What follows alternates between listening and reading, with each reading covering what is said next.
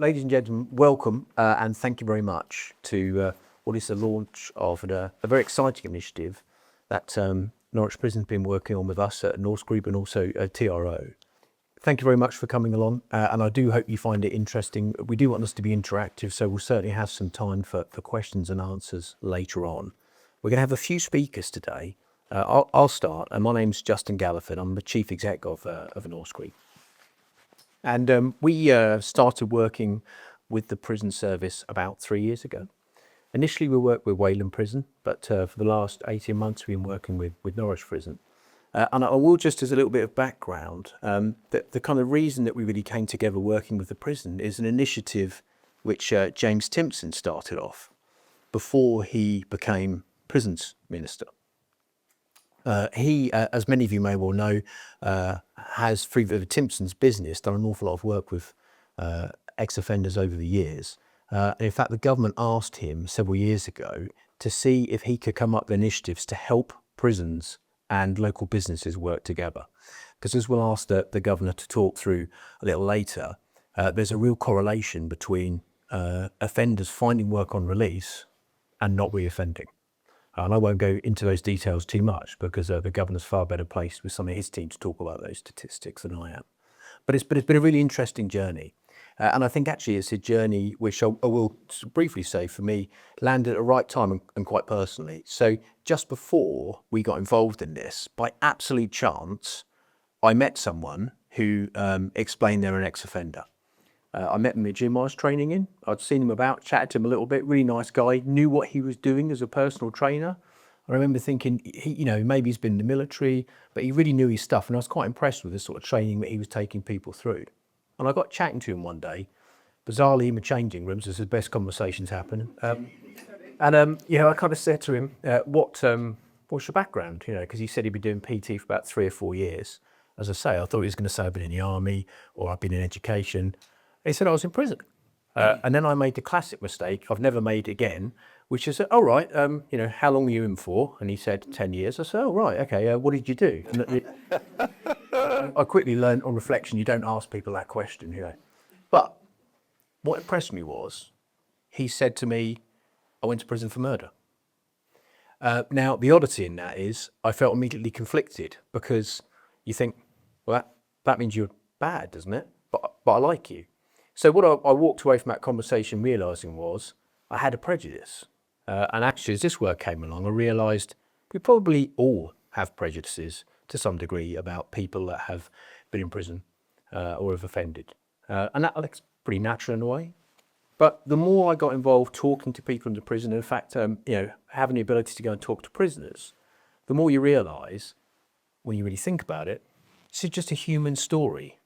So really this initiative is about trying to help businesses understand that people are people, everybody makes mistakes, and for those that really want to, it's a great opportunity to give people a chance. And whilst this is not about talking about the rights and wrongs of the criminal justice system, and indeed, people commit a crime and they're victims of crime, one of the things I have realised is some people didn't have a first opportunity, let alone the second opportunity. That doesn't mean they haven't done something wrong. It doesn't mean they haven't paid the price. But there has to come a point at which people leave prison and have an opportunity to contribute positively to society. So certainly for us within the group, we try to see lots of social value. So it's a really important opportunity for us. And what we realised is, as the more and more work we've done talking with people, as we begin to think about what this initiative might be, is that actually, if someone's been in prison and comes out, they want an opportunity, they want to be able to reconnect with their family, and if they're in work, they're earning money, they're contributing back to the economy again, they're not reoffending. And of course, there's the trickle down as well. When people are in prison, they're disconnected from their families. That may well make their families and their children far more likely to require access from the other social support services, which just adds more cost on and runs a risk of perpetuation. So actually, this initiative really is designed to try and help create an opportunity and understanding with businesses and the prison working together to help build a bridge to give people a chance to reconnect with families, contribute to society, and really generate proper economic growth. which I think is really important. The reason I say that is, from an ESG perspective, lots of businesses now want to do something, but times are quite tight. So it's hard to put money forward to invest in things. But if you invest in an individual off the back of an initiative like this, you're making a tangible difference that you can see as an employer, that your staff can see, and fundamentally you're changing somebody's life. And that really is quite powerful. Far more powerful, I'd suggest, than making a contribution to a charity, which is all very good, but this gives you direct ability to have real impact and see the benefits. So that's a little bit about the background to the initiative. And I'm just going to talk through a couple of slides before I hand over to the governor. So when we think about the purpose of the initiative we've created, as I said to you earlier, it's about creating the opportunity to connect the prison with businesses. The governor and I and those at the prison have discussed it many times before. And this is that, I think, if I can, Governor, I think this was your description. The prisons have been very good at keeping people in with big high walls. That's what they're designed to do. Where we see things now is we need to create relationships to help bring people into the prison to create employment opportunities. So one of the key things about the Future Horizons initiative is creating those connections between businesses, large and small, and the prison here, HMP Norwich. It's also about celebrating success, because although I talk about the opportunity you can give, and once someone has reintegrated in society and they're really contributing and they're connected with their family, that's a real success story. But it's not easy to communicate that. I mean, of course, it's happening around the country now, but the ability to have an initiative which really celebrates those things and puts it out to the business community that shows the true impact of the investment you make by committing to someone is quite important, because again, it's about the prejudices and thinking about how we overcome those hurdles collectively. And another really important part of this is about providing guidance and support, because particularly if you're a smaller business, we certainly understand it might be a bit daunting to think, well, am I going to take time? Do I really have these skills and capabilities to invest in helping someone on that journey when they come out of prison? So one of the things the initiative really wants to do is help you tie into actually quite a lot of good support, which is already there, but has been quite disjointed. So we're just trying to bring it together as a little bit of a knowledge hub, so you've got a support network if you choose to go on this journey. I'm going to hand over to the governor just to talk about some of the statistics regarding people on release from prison and offending. Governor. Well, what an eloquent man to take over from. But before I talk about this particular slide, I just want to say something about Future Horizons. I think of it as positive future horizons.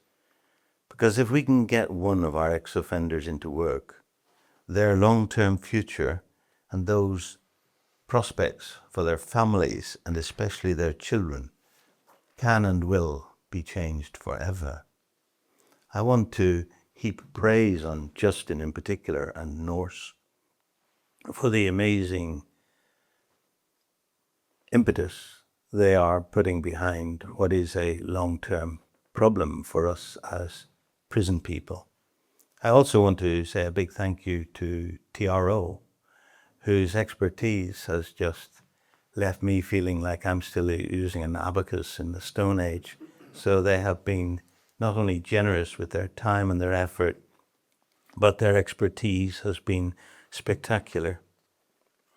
But I go back to one of my Norwich favourites, and it's difficult for me to have a Norwich favourite because I've lived in Ipswich for the last 35 years and I'm blue to the core, and my God, I'm looking forward to Sunday.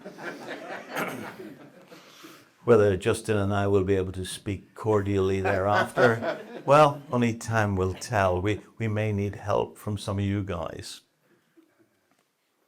Elizabeth Fry, my heroine, a Quaker lady, born on the 21st of May, 1780, as Elizabeth Gurney, here in Norwich City. She married James Fry when she was 20 years old, and they went off to live in London. They had a very happy life, I can assure you, because they produced 11 children. But she got into prison work and prison reform by visiting the horrendous prison of Millbank in London. And so she became a real driver for the Jail Act of 1823. And spectacularly, at the age of 38, she became the first woman ever to speak before a Commons Select Committee and give her views. Amazing, absolutely incredible. That was 207 years and 5 months ago. It was actually in February 1818. So how does that fit into our picture of today? Well, she told the Commons Select Committee that if the prisoners and their wives and their children, because we locked the whole damn lot up in those days, on release from prison, had prospects of employment for the man, they might not come back. And she told the Commons that story as a result of real research and experience 207 years ago. And about 4 years ago, the prison service finally gave me an expert to come and work on employment on release and drive it for us. And she's here in this room today. One person dedicated to that work after 203 years, as it would have been then. Extraordinary. And we expect an awful lot from her. So now what we need is your help. We need the help of local people here in Norwich. This prison is called the local prison. It's Norwich Prison. We take offenders from Norwich and from Suffolk mainly. And we take them on remand. We see them through their trial.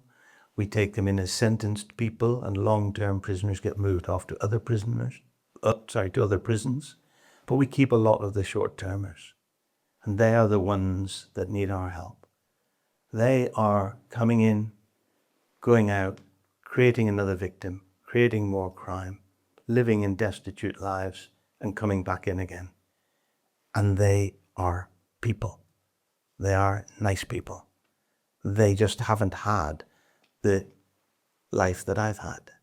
They've come from dysfunctional families, and they're certainly living in a socio-economic situation that I've never experienced. I never judge them. Most of them that I meet as I walk around the prison are really nice people, and we can have a proper conversation as long as we keep off football. So we need your help. We need your help as employers to make a difference to the lives of ex-offenders. And we have 2 serving prisoners with us here in the audience today, Arafat and Justin. I can't do much to help Justin because he's Norwich born and bred, but he's going to have to get over that one. So do talk to them and just see what a difference you could make. And the facts are up there that 81% of people think that businesses employing offenders are making a positive contribution to society. Well, of course they are. And I want to work here in Norwich as a start with people who've got a Norwich home address and see if we can start small and make a difference. And then I'll want to look at people that are going out to Suffolk as well. But 92% of employers say diverse recruitment has enhanced their reputation, helping them win new contracts. And I always think that certainly with big government contracts, they should absolutely build in a total commitment to employing offenders coming out of prison. And it should be followed through, and it should be made an enforceable part of all the contracts. You look at Sizewell C, you look at the Long Stratton bypass, for which I am eternally grateful. And they should have been employing ex-offenders. But today we're talking about smaller businesses perhaps. And we're not looking for mass employment, looking for people that will pick up one and work with them and commit to that social change with that person, and we'll help you. and then we'll tell others how successful it has been. And we got a list of big businesses and small businesses that we've been working with for decades. And there's the effect of recidivism. It's reduced dramatically if the guys are going out to work. And it's success. They're saying 70% of employers said they would be open to employing ex-offenders. What I've come across over the years is a lot of employers saying that. And now we need to turn it into action, because it hasn't always come across as prolifically as I would want it to be. So we need your help. And that's the sad reflection. Almost every month we are sending out on release the same number of people to Suffolk as to Norfolk. It's usually around about 30. And the last time I looked in at the statistics, we had 3 people out of the 30 finding work in Norfolk, and 2 out of the 30 finding work in Suffolk. Well, you do the maths and think of how many prisoners we've sent out without employment. And it's a disaster waiting to happen. And these are generally short-term prisoners who need some help and guidance, who need employment. Nice people, some of them, not all of them, and we won't pass out, problematic people. We know everything about them, and you can come in and meet them. Not like doing a 15-minute interview for an employee. We'll tell you everything about them from the minute they're born until the minute you meet them. And you could make a difference. So few people getting employment that it's embarrassing, it's difficult, and it's affecting our neighbours. They're coming out with little hope that it'll prospect, and therefore reoffending. That's affecting our neighbours, our neighbourhood. I'll hand you back now to Justin. Thanks, Governor. So, the Governor talked very passionately there about some really interesting points, and not least the fact that we've kind of known about these challenges for 200 years, but from a societal perspective, we've struggled to overcome the difference between crime punishment and rehabilitation. And this initiative really is about helping people through that rehabilitation journey. And I think one of the things that the Governor picked up on when he talked about the challenge of reoffending, and you saw the statistic there, we know that if people are in work 6 weeks after they leave prison, 6 months after they leave prison, they're 40 to 50% less likely to reoffend. The average cost of reoffending as a nation is about 18 billion a year. When I read that number, I thought I've got that wrong. I checked the noughts again, and then I checked it again and again. 18 billion is huge. So again, from a ESG perspective, you're helping people, but we're also tackling a major challenge. The cost of keeping the prisoner, the Governor and the team will know this better, but again, my stats are kind of average, Governor. 55,000 a year? 55,000 a year. If you can help break that cycle, you're helping the individual, you're helping the economy, and you're helping vital public services. National prison population, 90,000-ish, and we're building more spaces. This is not the space for politics. Something's not working. We're building more prisons and locking more people up, but we're not stopping people reoffending. So, this initiative is just designed to overcome the thing we've known for a long time as a society, but we're struggling to try and break through. So we think about, challenge, an opportunity for you.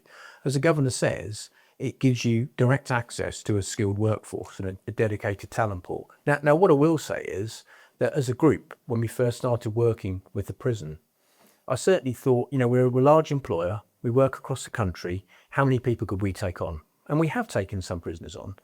But I certainly think the enduring ability of this initiative is beyond us, which is what we want. We want something which really helps the prison. It's not just about us trying to employ as many as we can. But of course, we do employ some ex-offenders.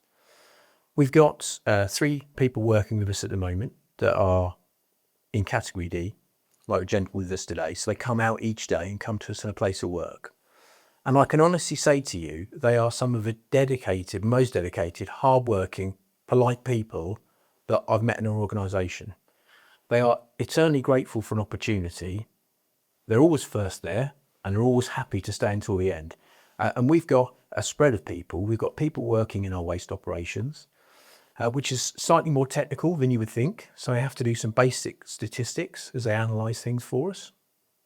And we've got a gentleman who works in our high waste team in a laboratory. And it's not a clean lab, it's a dirty lab, it's materials testing.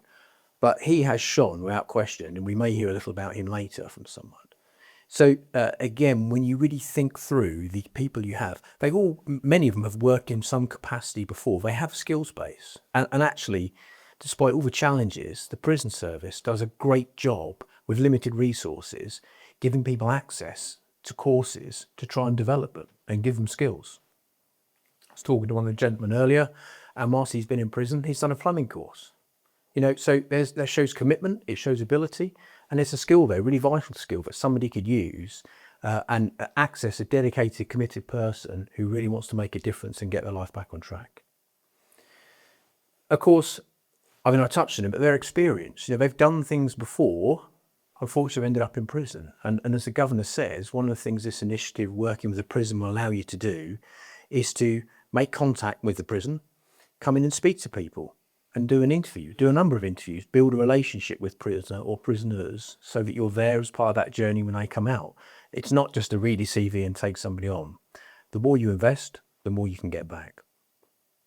And we've talked about the community benefits, but very, very powerful if you're doing any work with the public sector in terms of being able to evidence the contribution you make. And the governor talks about some larger examples where supply chains and things like Sizewell mandate you need to have offenders on release. So a really accessible way of demonstrating ESG. There's a number of different ways that you can connect with this initiative. These are this QR code's available now and of course afterwards as well, but we're on LinkedIn. So one thing I would ask is, even if you feel it's not for you today, please find us on LinkedIn, please share it, please spread the word, because even if it's not quite right for you, it may be right for some of your business network, which will help us immeasurably. So please like and share everything that you see, follow us, and just keep helping spread the word. So what I'd like to do next is invite Rebecca up to come and talk to us. Rebecca Woodard is the head of reducing reoffending at HMP Norwich, and just give a few words on the broader issues of reducing reoffending. Good morning. Thank you for the opportunity to speak with you all today. As Justin's already said, my name's Rebecca Woodard. I'm the head of reducing reoffending at Norwich Prison. And it's my job to try and give prisoners the best opportunity we can on release to prevent them from returning to crime and prison custody. I want to begin with a simple truth. People can and do change. Meaningful change rarely happens in isolation. It requires opportunity, belief, and the chance to prove oneself. That's why we're here to talk about today. The importance of rehabilitation and, crucially, the role that employment plays in helping people in prison build a new life when they return to our communities. At HMP Norwich, we see daily the challenges faced by those in our care. Many arrive with long histories of disadvantage, whether that's unemployment, poor education, addiction, or fractured family ties. For some, prison is the first place they've experienced structure and expectation. But if that structure doesn't lead to opportunities on release, the cycle of offending continues and communities pay the price. That's where rehabilitation comes in. Rehabilitation isn't about being soft on crime, it's being smart on crime. It's about equipping people with the tools, skills, and mindset they need to re-enter society as contributors, not risks. Employment is one of the strongest protective factors against reoffending.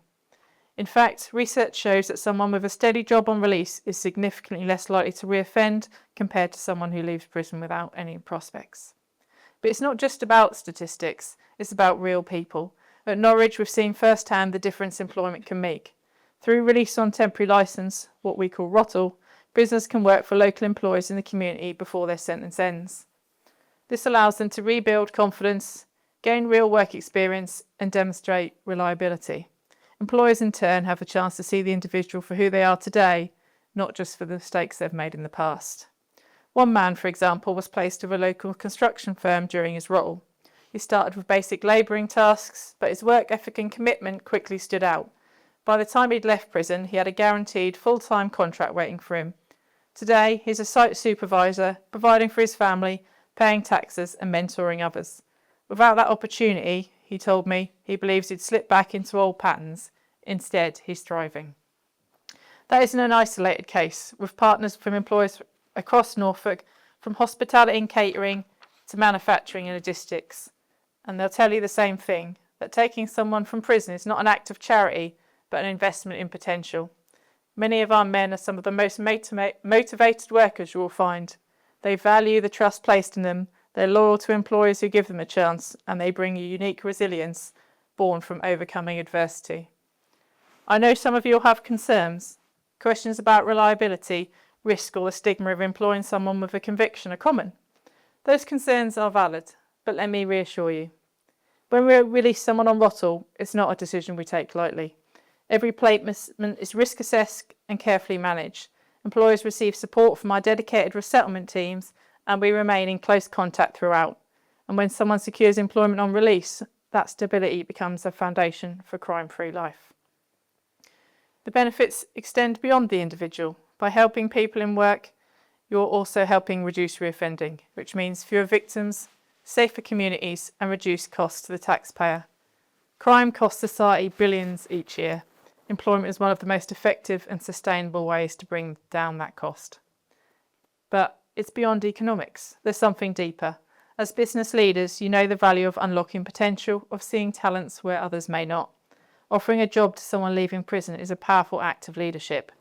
It signals belief in second chances, it strengthens your workforce, and it demonstrates a commitment to social responsibility that resonates with staff, customers, and communities alike.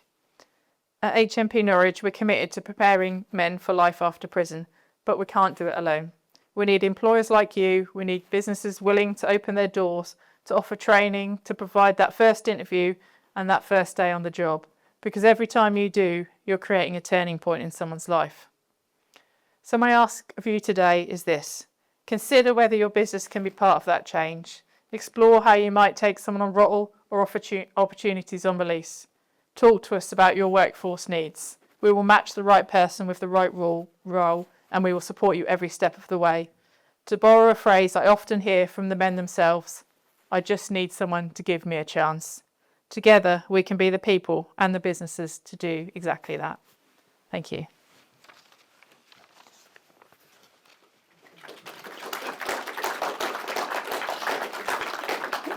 Thanks, Rebecca. That was great. You know, I think Rebecca makes some really, really strong points there. So again, the opportunity to give someone a chance is really what this is all about. I'd like to hand over now to Jason. And Jason's one of our group directors at Norse Group. I've asked him just to say a few words today because Jason's got direct experience of working with teams and actually, to a degree, mentoring one of the prisoners we've been working with on Category D I talked about earlier through the Highways team.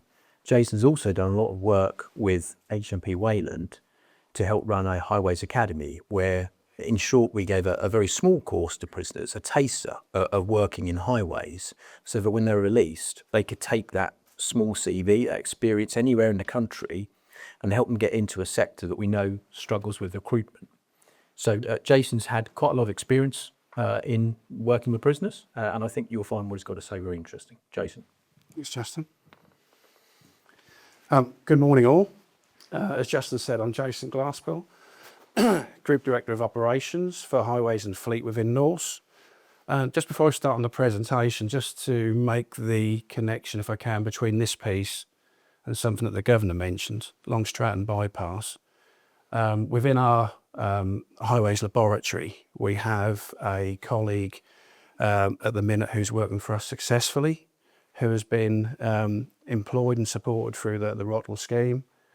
And that individual's been heavily involved in the materials testing for the Long Stratton Bypass. So any of the construction materials that have been used for that project have come through our lab at County Hall in Norwich. And I will just say that's 18 months into that programme, a fantastic success story. And that candidate has shown how that Rottle programme can work successfully for all. And also the flexibility within our programme and within that individual's approach.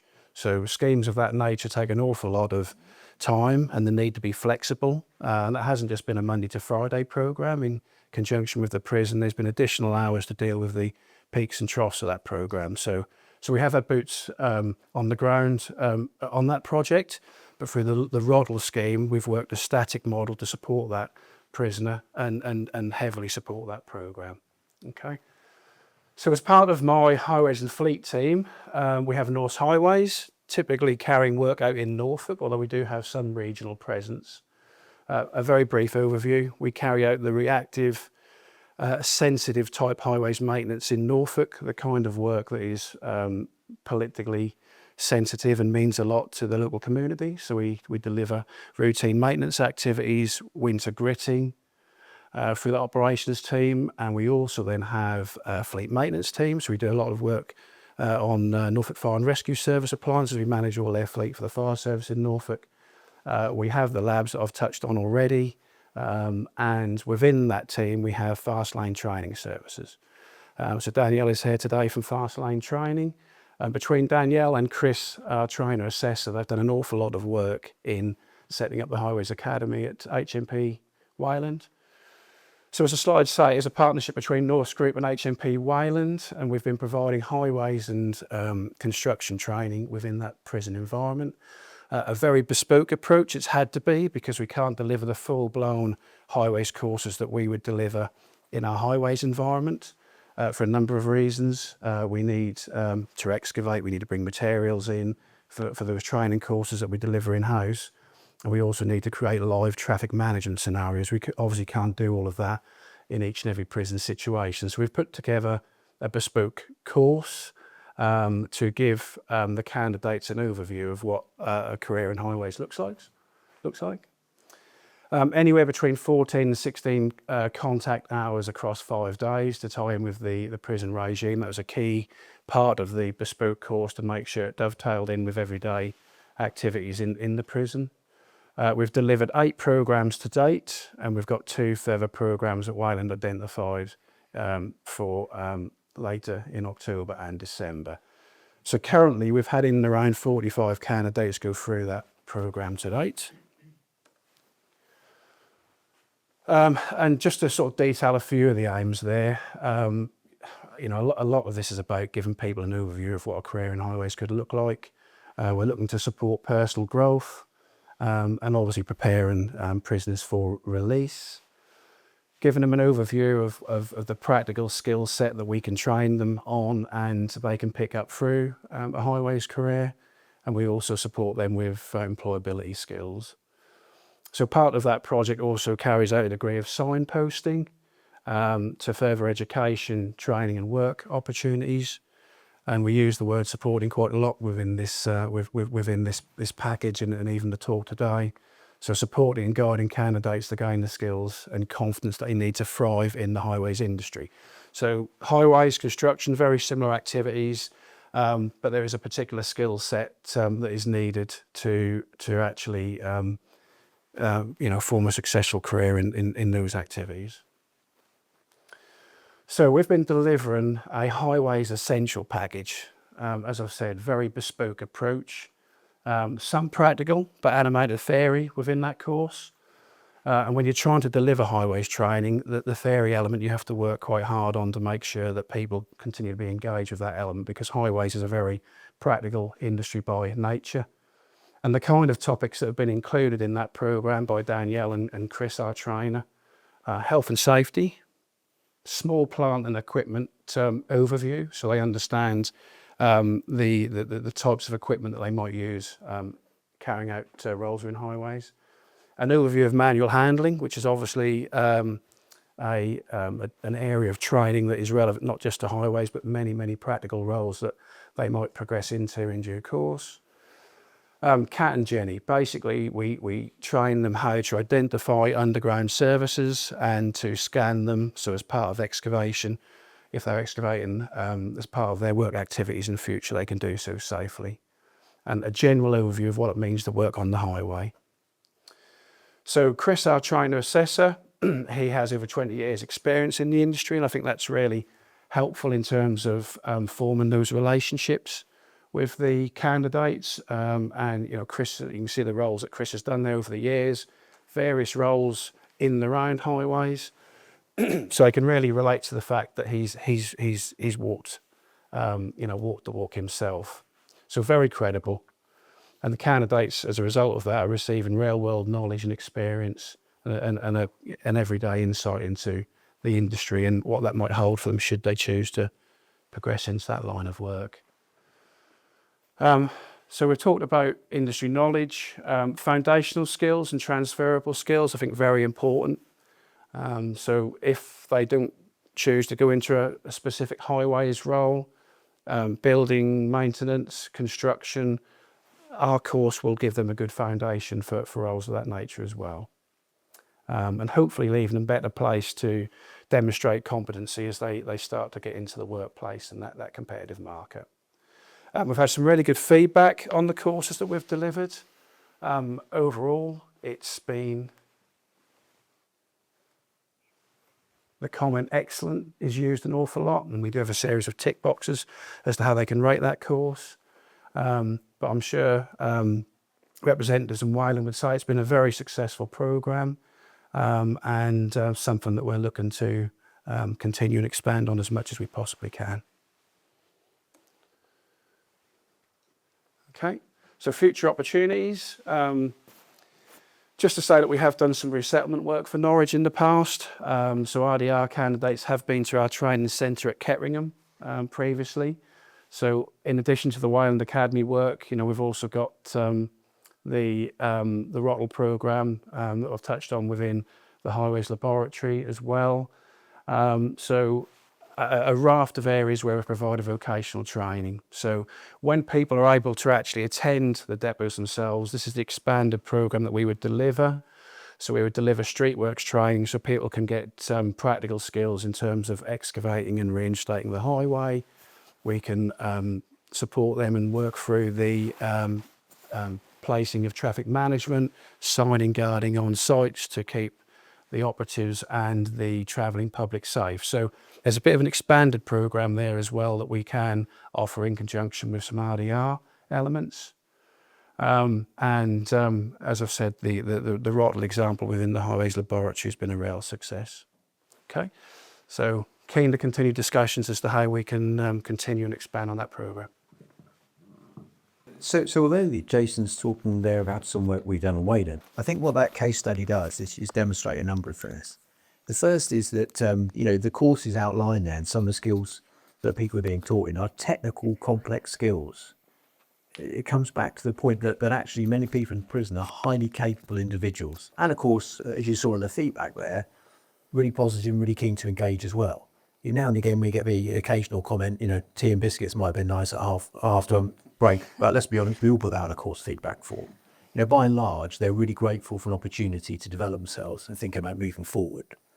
So we can teach technical skills in a prison. I think the other thing that example shows is that actually I've been really surprised how flexible prisons are when an opportunity presents itself. So if you or some of your network has a real need, as we saw there in that sector example, where we know we need a constant supply of people to help fill the gap in highways workers. If you have that need, HMP Norwich can certainly work with you to accommodate that. They have some space available, and you'll be amazed at the things you can do working in partnership with the prison to access that talent pool, and in a way have access to a kind of premium. So there's a number of different ways you can engage with this initiative. You take on one person or think about doing something for the sector. And it may well be you don't feel you can go on a journey yet of taking on an individual or individuals, but you could add something to the training that goes on. And if that's the case, then please do let us know. I think I just also make the point before I hand over to Jess. All of this work is about helping catalyse the effort the prison has been making so far. And the Governor touched on it earlier, but the prison's done an awful lot of work to engage with businesses with the resources they have. And we have two ladies today with us, Hannah and Amy. I'm sure will be delighted I've called them out. If you just wait, put your hands up for us, ladies.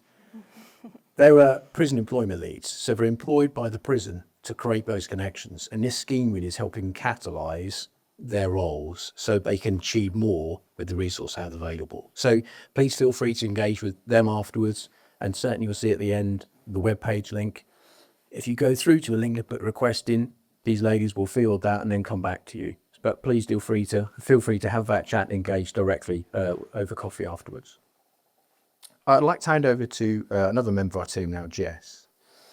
Jess works in our HR team, and she's going to talk to you a little bit about the way in which we've engaged with prisoners and the way in which we've been helping them. And I think what's really important is, I'll say here from our learned experience, Jess has been really powerful, because when we first started on the prison journey, I said at our senior team meeting, I think it's really important that we do our bit, and I'm quite keen to take some ex-offenders on. Everyone on the table smiled and nodded, said, yeah, we agree, Justin, that'll be good, that'll be good. So created a couple of leads, left it with them, came back a month later and said, how are we getting on? We haven't quite done it yet, boss, nearly there. I said, all right, okay, well, keep going. Came back a couple of weeks later, any progress? Well, nearly there. And actually, no criticism, but the reality is prejudice had crept in. We're finding reasons not quite to do it, maybe next week. So as a business, we've been through that cycle of how do you overcome the prejudices to engage openly? And certainly Jess and team have really helped us do that. And I think now we have a culture where people accept that we take ex-offenders on and that actually it's just part of life. Of course, there's another truth here, which is we're talking about ex-offenders, we're talking about people we know to be released from prison. The absolute reality is we employ 9,500 people around the country. There are people working for us that are ex-offenders we just don't know because they don't call themselves ex-offenders. It is a reality of life. So again, it's about helping shape that mindset. I'll hand over to Jess, who very kindly is coming in her day off. So thank you. Thanks. Thank you. Okay. So, hi, I'm Jess Davis. I'm one of the strategic HR business partners here at Norse Group. And as Justin said, I'm the HR lead for the Prison Rehabilitation Initiative. I'm really proud to stand here today to showcase what we do at Norse Group, the practices that we have and how we can better support ROTL and prison leavers, just not as candidates, but also as individuals. And hopefully we can help you do the same today. So our journey begins well before the interview. We work really closely with the employment leads, as we said, Amy and Hannah at HMP Norwich. We also work with the probation services, but also support organisations to help identify individuals that are ready for employment. As part of our process, we carry out site visits to help prison leavers to understand the work that they're going to be a part of. We undertake mock interviews and we help them with the application process. We also have started coaching individuals, so we help individuals understand what's expected of them, but also to give them the confidence to do so. So one key factor which has led to our successful placements, we believe, is that site visits. This allows them first-hand experience of the environment that they're going to come into, but also the expectations that us as the Norse Group need for them to do. They can then make that informed decision on whether they want to be a part of our journey and their future. So as I say, we find this a really vital step in building their confidence, but also the transparency of what the employment they're coming into. As I say, we help with application support. We provide application assistance, especially for those that may not have access or limited access to technology. So many of our prison leavers might not have experience of using computers. So we also help them, support them through that. We help them navigate our systems, which isn't always the easiest. And we help them gain access within the prison also, to make sure no one is excluded from that digital barrier that we know is sometimes a stick. So we have also introduced CV building sessions. So we help tailor their CVs so that we can highlight their key experiences before prison and what they've done within prison through rehabilitation. We help them write their disclosure letters so that we can help them explain their convictions and they can have a focus really on that rehabilitation. So for individuals on ROTL, we've customised contracts. They slightly differ from our actual prison leaver contracts because they have differences in how their salary is paid, but also it outlines the expectations surrounding should they break their licence conditions. This ensures that when they are employed by us, we've got full transparency on their employment, but also helps manage their expectations when starting work with us. As part of our interview process, we believe it's really flexible and empathetic. We don't just assess their skills, we listen on how they have rehabilitated themselves inside prison. So candidates are given a choice to share as much as they wish and as much as they feel comfortable. Now, some of that is little and some of that might be everything.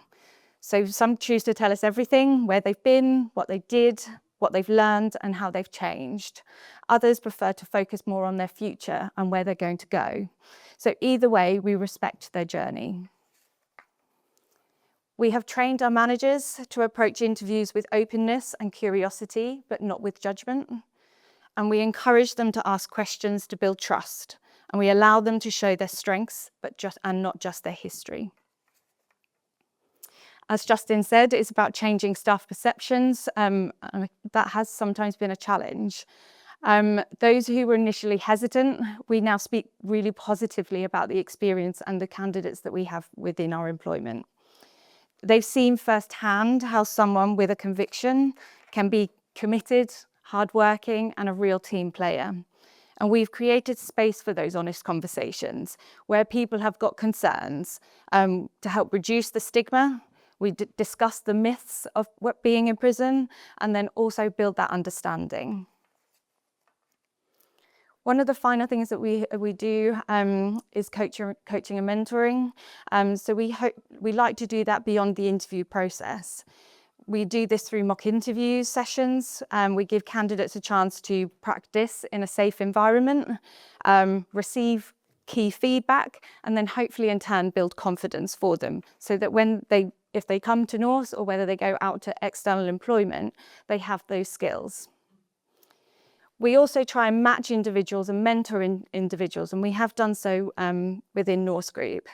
We've done so with one individual that was of a military background, so we knew that some of our own team had military backgrounds, so we tried to mentor that individual. So we try to have a structured recruitment process. We issue vacancy circulations to the local prisons and also some of the correctional facilities. This gives timely access to the roles that we have within the Norse Group.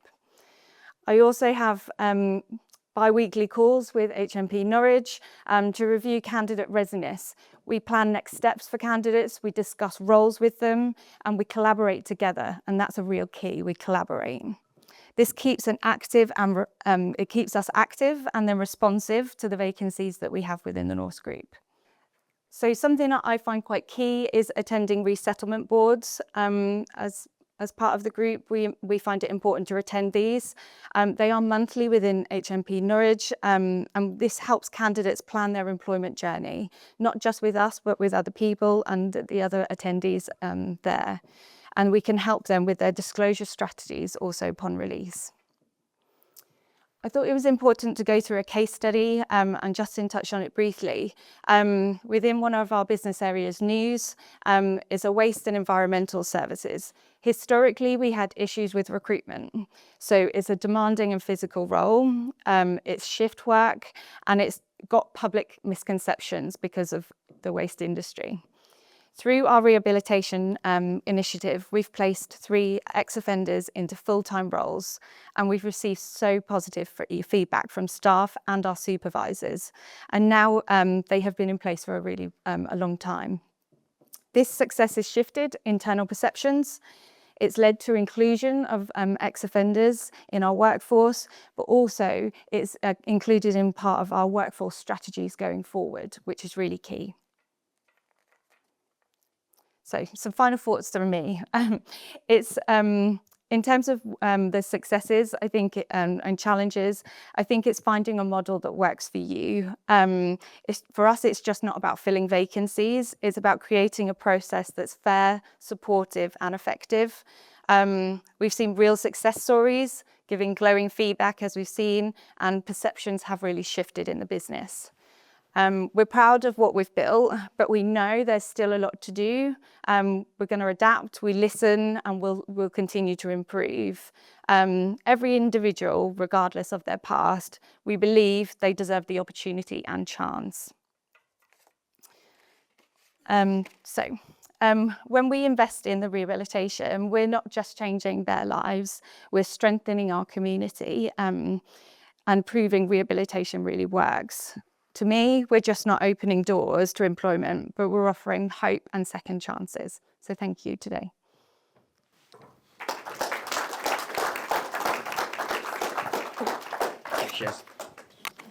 Thanks, Jess. Just a couple of points. Joe and Jess talked about disclosure strategies, where really the individual turns up, settles in, and then really under their own pace explains to people they've been in prison. We find that works pretty well because it allows you to break down that barrier, that misconception that you're a prisoner and therefore not a person, so to speak. A very quick bit of jargon busting as well. Jess mentioned ROFL, that's release on temporary licence. So those people, they're category D, like a gentleman with us today. They're in prison, but out on day release. It's the lowest risk category of prisoner, getting ready to go back into the community. Much of what we're talking about here is finding opportunities for prisoners in what we call category C. They're not released out. They're in, I think, what the Governor and Rebecca will call closed conditions. That doesn't mean, per se, they're a high risk. It means their sentencing is different. So it's creating those opportunities. And what Jess talks about is a way we've engaged with the prison to help find opportunities for those. And that's certainly one of the things we're keen to help try and catalyse through this initiative. So, in summary, you've got a QR code and a link there to the webpage. Please, even if you feel today it may not be the right time for you, a couple of asks. Talk to your peers in business about this. Share, like the initiative on LinkedIn. There's the webpage. If you have any potential connections, please use the form at the bottom, follow through, just put an inquiry in and have a chat with Hannah and Amy, the prison employment leads. And I'd also say, if you choose to go on a journey, I think you'll agree, Jess has talked very passionately about the work we've done to help create connections. We offer that support to you. We've been on this journey about going through employment and settling people in. We've got a knowledge base and a capability. You're not alone. As part of this initiative, we will help and support you on that journey. Before I just hand over to the Governor for a couple of final words, the Governor mentioned them early. They've been heavily invested in this initiative from the outset, and much of the digital content and the marketing content you see here is kind of their brainchild, and we just couldn't have done this initiative without them to really begin to launch this out into a kind of digital space, which is so important in today's world. So a huge thank to TRO. And I'll hand over to the Governor for some fun thoughts.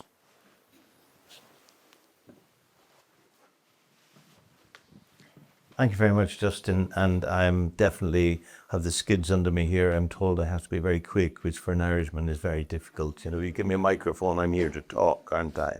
So I'm going to say a massive thank you to Norse, a massive thank you to TRO, and thank you to those of you that have come here today.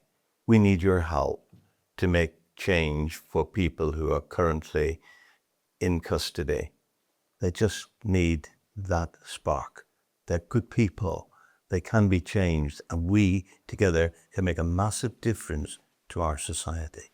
Thank you very, very much. We will have further questions and answers outside in the lobby, the canteen area, whatever it is called. But now we have to leave this room. Thank you all very, very much indeed.